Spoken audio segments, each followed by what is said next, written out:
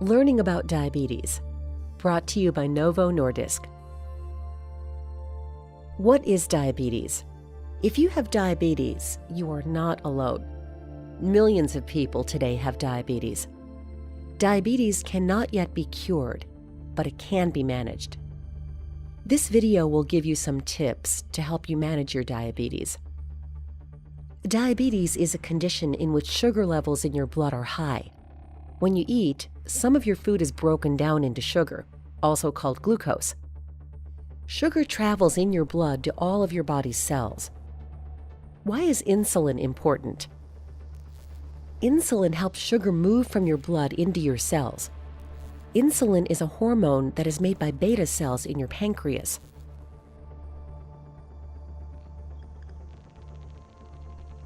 Cells in your body need sugar for energy. Sugar from food makes your blood sugar levels go up if it cannot get into the cells. Insulin made by beta cells lowers your blood sugar levels by helping sugar move from your blood into your cells. In addition to insulin, there is also another hormone made in the pancreas called glucagon that tells the liver to release stored sugar if your blood sugar gets too low or if you have not eaten for many hours, such as overnight. What other hormones are involved in diabetes? When you eat, another hormone made in the gut helps the pancreas produce the right amount of insulin to move sugar from the blood into the cells. This hormone is called glucagon-like peptide 1, or GLP-1. One of its primary actions is to stimulate the beta cells in the pancreas to produce insulin when the blood sugar is too high. It also helps to lower the amount of sugar made by the liver. What happens in diabetes? The most common types of diabetes are type 1 and type 2. In type 1 diabetes, the body makes little or no insulin, so people with type 1 diabetes must take insulin every day. Type 1 diabetes is usually diagnosed more often in children and young adults. In type 2 diabetes, the body prevents the insulin it does make from working right. The body may make some insulin, but not enough. Most people with diabetes, about 90%, have type 2. This kind of diabetes usually happens in people who are older or in those who are overweight. What causes type 1 diabetes? Even though the exact cause is unknown, in type 1 diabetes, cells from the body's immune system attack the insulin-making beta cells of the pancreas. Without symptoms or pain, over a period of months or years, the beta cells are killed. As a result, the body does not have enough insulin. Normally, insulin helps the cells of the body take sugar out of the blood. Cells use the sugar as fuel. Without insulin, sugar builds up in the blood. This can harm blood vessels. It can also cause heart disease, blindness, and kidney failure. To keep these things from happening, people with type 1 diabetes take insulin several times daily. Most people with type 1 diabetes are diagnosed around the age of 12. What causes type 2 diabetes? In type 2 diabetes, the body either does not make enough insulin or is not able to use it properly.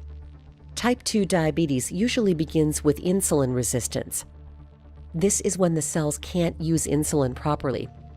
As we explained earlier, insulin is a hormone made in the pancreas, a gland near the small intestines. Special cells in the pancreas, called beta cells, make the insulin. The body constantly checks how much sugar is in the bloodstream.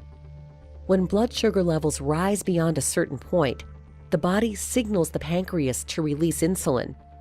Insulin helps the cells use sugar. The diagnosis of diabetes is given when not enough insulin is available, either because the pancreas can no longer keep up with the demand or because the body can't use the insulin that is produced. Let's take a closer look. Cell walls have little locks called receptors. Insulin fits into those locks like a key. When insulin opens the locks, sugar is allowed to enter the cells. When the body is not able to make enough insulin, blood sugar is locked out of the cells. Sometimes the locks change in shape. Then the insulin can no longer fit into them. Either way, blood sugar is locked out of the cell. It stays in the bloodstream and can become too high, causing hyperglycemia, which can lead to the symptoms of diabetes. When cells cannot get sugar, they no longer have the fuel they need. The pancreas tries to make up for this by working harder. At first, the pancreas keeps up by making more insulin. In time, the pancreas is unable to continue doing this, which is when the symptoms of diabetes may appear. As a result of these changes, your physician may discuss starting a diabetes care plan with you. Diabetes care plans can include taking diabetes medicines, eating a carefully planned diet, exercising regularly, controlling blood pressure and cholesterol, and possibly taking aspirin daily. What are the common signs and symptoms of diabetes? With diabetes, you have high blood sugar, also called hyperglycemia.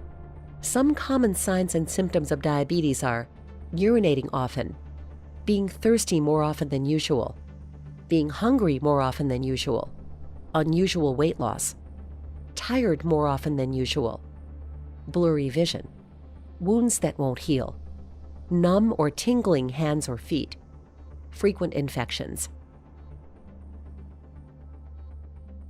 The symptoms of type 1 diabetes can have a faster onset and be more dramatic, whereas the symptoms of type 2 diabetes can be more difficult to detect.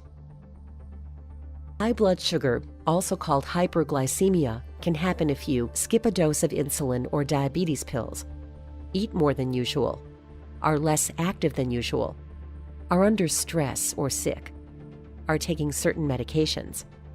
The best way to avoid high blood sugar is to follow your diabetes care plan. Ask your diabetes care team when it is appropriate to call their office with your blood sugar results. What is low blood sugar? You might also get low blood sugar, also called hypoglycemia. Signs and symptoms of low blood sugar can include being hungry, feeling nervous or shaky, sweating, feeling dizzy, being sleepy, feeling confused. Low blood sugar can happen if you take certain medicines, eat too few carbohydrates, skip or delay a meal, take too much insulin or diabetes pills, are more active than usual. Ask your diabetes care team what your blood sugar level should be and when you should check it. If you think you have low blood sugar, check your blood sugar right away.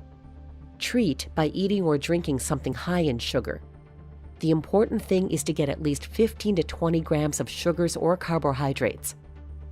Examples of food with 15 grams of carbohydrate include 4 ounces, 1/2 cup of regular fruit juice, like orange, apple, or grape juice, 4 ounces, 1/2 cup of regular soda pop, not diet, glucose tablets, 2 tablespoons of raisins, 1 tablespoon of sugar, 1 tablespoon of honey. The American Diabetes Association recommends that you wait 15 minutes and then check your blood sugar again. If it is still low, eat or drink something high in sugar again. Once your blood sugar returns to normal, eat a meal or snack. This can help keep low blood sugar from coming back. Always check with your diabetes care team for instructions on how to best treat low blood sugar. The goal of a diabetes care plan is to keep blood sugar levels within the normal range. What is blood sugar testing, and why is it important? Checking your blood sugar yourself is one of the best ways to be sure your diabetes is under control. Checking often will tell you if your insulin or other diabetes medicine is working, how physical activity and the foods you eat affect your blood sugar. You'll usually feel better and have more energy when your blood sugar stays at or near normal. Managing your blood sugar can also reduce your risk of developing problems from diabetes. You can check your own blood sugar using a meter. Many different kinds of blood sugar meters are available today. Your diabetes care team can help you choose one and show you how to use it. You and your diabetes care team will decide when and how often you will check your blood sugar. All meters are slightly different, so always refer to your user's manual for specific instructions. Why is keeping a blood sugar diary important? It's important to write down your blood sugar levels so that you can keep track of what makes them go up or down. You can get an idea of how food, activity, and stress affect your blood sugar. Your doctor will tell you when you should write down your blood sugar levels. If you are often out of the desired range, it might be time to change your diabetes care plan. Working with your doctor or diabetes educator will help you to better understand your numbers. What are fasting blood glucose and postprandial glucose? There are two terms you will hear when testing your blood sugar levels, also known as blood glucose levels. One is fasting blood glucose. Fasting blood glucose is your blood sugar level after you have not eaten for 8 to 12 hours, usually overnight. The second term is postprandial glucose, or blood sugar after you have eaten. This is your blood sugar level taken 1 to 2 hours after you have eaten. What is an A1C test? The A1C test measures your estimated average blood sugar level over the past 2 to 3 months. It's like a memory of your blood sugar levels. It shows you how well you're controlling your blood sugar levels over time. Your A1C and your blood sugar levels go up and down together. Lowering your A1C to below 7% reduces your risk of problems from diabetes. Therefore, the A1C goal for most people is less than 7%. It is recommended that you get an A1C test at least 2 times a year if your blood sugar is under control, 4 times a year, about every 3 months, if you are not meeting your goals or if your treatment has changed. Your diabetes care should come from a team put together by your doctor. Your diabetes care team may include an eye doctor, nurses, and a dietitian. Depending on what concerns you have, your doctor may send you to other specialists as well, such as a foot doctor,